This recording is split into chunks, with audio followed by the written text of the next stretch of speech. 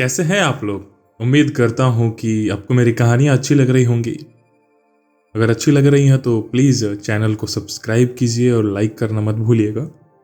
खैर चलते हैं आज की कहानी पे। आज की जो कहानी है ना, मुझे नित्या ने भेजी है। वो नित्या के पापा ने नित्या को बताई थी। तो चलिए सुनते हैं हम आज की कहानी। यह उनके कॉलेज जीवन का समय था। प्रथम वर्ष होने के कारण उनके कॉलेज के कमरे के बारे में गपसप्पे उड़ रही थी। कोई भी उस कमरे को लेना नहीं चाहता था और उसे खाली छोड़ दिया गया था। वजह थी एक कहानी, एक ऐसी घटना जिसकी वजह से हमेशा हमेशा के लिए उस कॉलेज का वह कमरा भूतिया घोषित हो गया। तो चलिए हम जानते हैं उस घटना को। हुआ क्या कि पिछले साल उस कमरे में रहने वाली कुछ लड़कियों ने रोमांचित करने का फैसला किया। ओजा बोर्ड के बारे में काफी लोगों ने सुना होगा।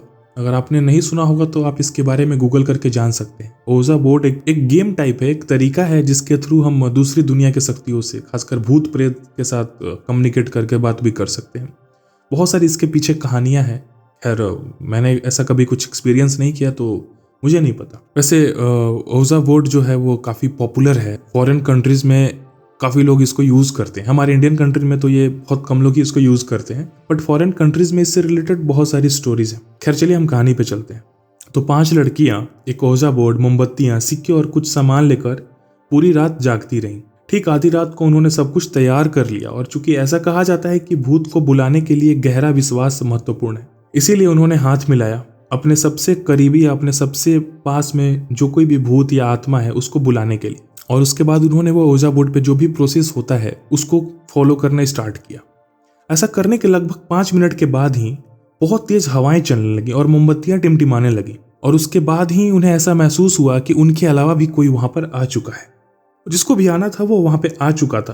बट वो लड़कियां काफी निडर थीं और उन लोगों ने पहले से ही अपना माइंड प्रिपेयर कर लिया था। जो भी वहाँ पे एनर्जी आई थी, जैसे ही उन्हें वो चीज़ें फील हुई, उन्होंने कुछ प्रश्न पूछने लगे। तो उन्होंने पहले से जो भी चीज़ें उन्होंने डिसाइड करके रखी थी वो सारी चीज़ें उन्होंने फॉलो करना स्टार्ट कर दिया। उन्होंने उससे कुछ प्रश्न पूछे, जो कुछ भी है ये कैसा है, क्या है, हाँ या ना में। उन्होंने अपने हिसाब से उनको जो कुछ भी पूछना था उन्होंने उस स्पिरिट से, उस एनर्जी से पूछना शुरू कर दिया। और जो भी एनर्जी थी वो उस चीज़ का रिप्लाई भी कर रही थी ओजा बोर्ड के थ्रू। ऐसा कुछ करीब आधे घंटे तक चला। आधे घंटे के बाद इन्होंने अब उसको, जो भी प्रोसेस था उस प्रोसेस को ख़त्म करने का फैसला किया। उस ओजा बोर्ड के प्रोसेस के अकॉर्डिंग उन लोगों ने उस भूत को गुड बाय बोलने का सोचा। बट जब भी वो उस एनर्जी को या फिर जो भी स्पिरिट थी उसको वो ओजा बोर्ड के प्रोसेस के अकॉर्डिंग गुड बाय बोल रहे थे, तो वो एनर्जी जो थी वो जाने से मना कर रही थी। इन्होंने करीब 4 या 5 बार कोशिश की तो फिर इनके अंदर थोड़ा डर आ गया। तो इन लोगों ने उस प्रोसेस को, उस ओजा बोर्ड को, सब कुछ को वैसे ही छोड़कर वहां से उठकर अपने अपने कमरे में सोने के लिए चली गई। और वो अपने कमरे में जाकर सो भी गई। उनके साथ वैसा कुछ भी नहीं हुआ। अगले दिन छुट्टियां थीं और सभी लोग घर गए हुए थे। उन 5 में से एक लड़की अपने दादी से मिलने उनके गाँव गई थी। उसकी दादी काफी बूढ़ी हो गई थी, जिसकी वजह से उन्हें लंगड़ाकर चलना पड़ता था। इसीलिए वह उस 2 मंजिले घर में सीढ़ियां नहीं चढ़ सकती थी, जिसकी वजह से जो दादी का कमरा था वो नीचे ही था और वो जो लड़की थी वो ऊपर वाले कमरे में थी। फिर क्या हुआ, अचानक से उस कमरे की लाइट चली गई। जैसे ही लाइट चली गई, दादी ने उसे नीचे से आवाज दी और कहा कि जब तक वह मोमबत्तियां ढूंढ नहीं लेती हैं तब तक वह वहीं रुक जाए, वो कहीं ना जाए।